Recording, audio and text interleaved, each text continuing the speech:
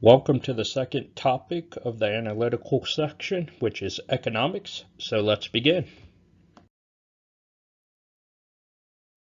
Here are the basics of economics for an MBA program.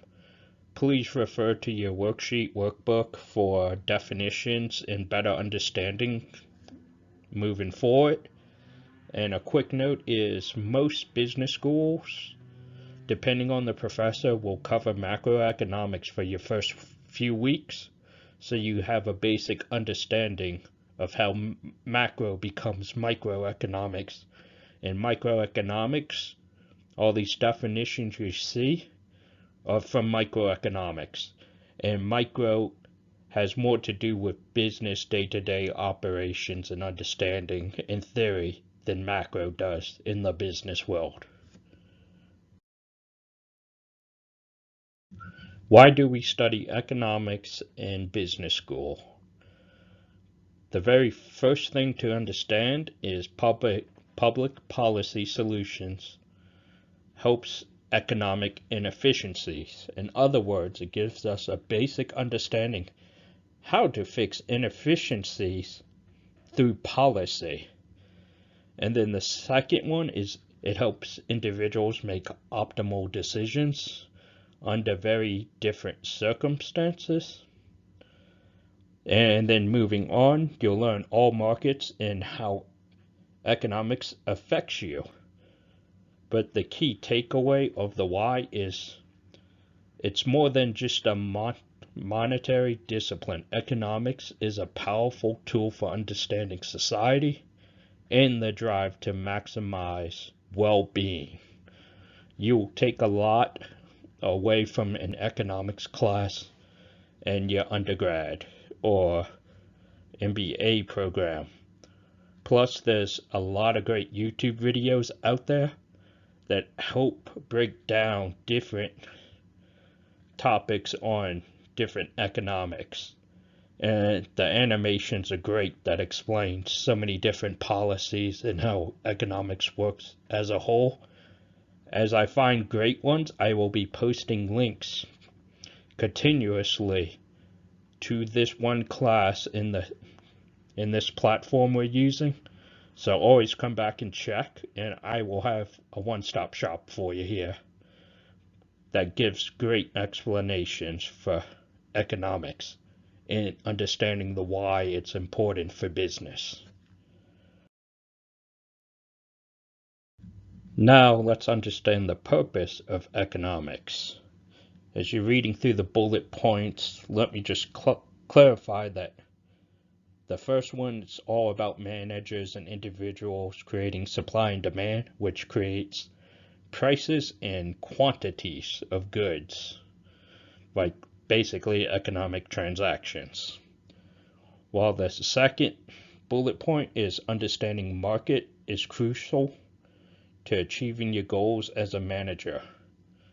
And what I mean by that is understanding the market and how it helps day-to-day decisions, maximize your firm's value, which is the corporation's, I guess, net worth, you can say, but the value, like of a Google, of an Amazon, of an Apple corporation.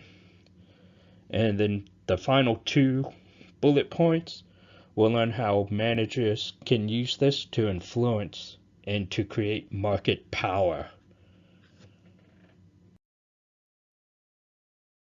Here are some common definitions you will come across in economics. These I put in my own words to help simplify your understanding of what micro is and macro versus managerial economics. And in the next slide, we'll see a graph that just highlights it in an infographic instead of words. And also, I'll be putting those YouTube links to the animated videos to really help you grasp what to expect in an economics course for an MBA program. Here's that infographics graph I was just talking about. On the left, you can see microeconomics and macroeconomics breakdown and how it differs.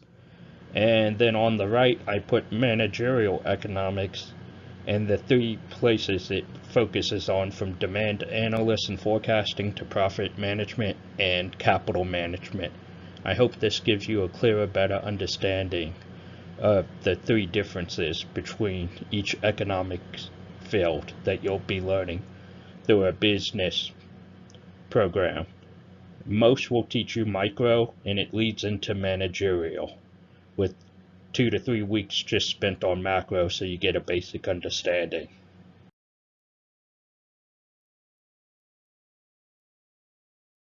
My personal MBA course experience, I got to gain a lot of insight and tools for analyzing markets.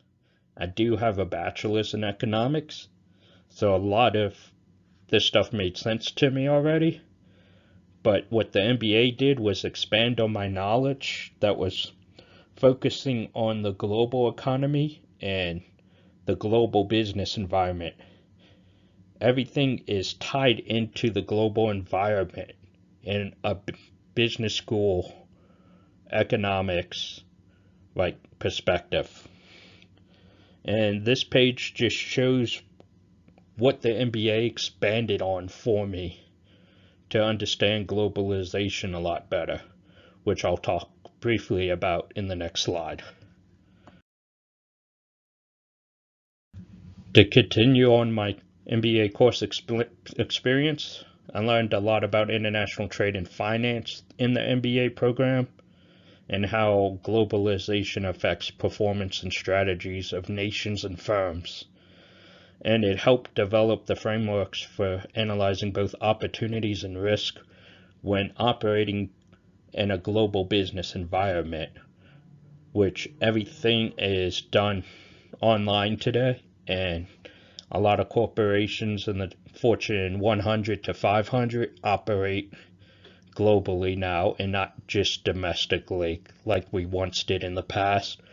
So once again, the MBA programs will heavily be focused on the global economy.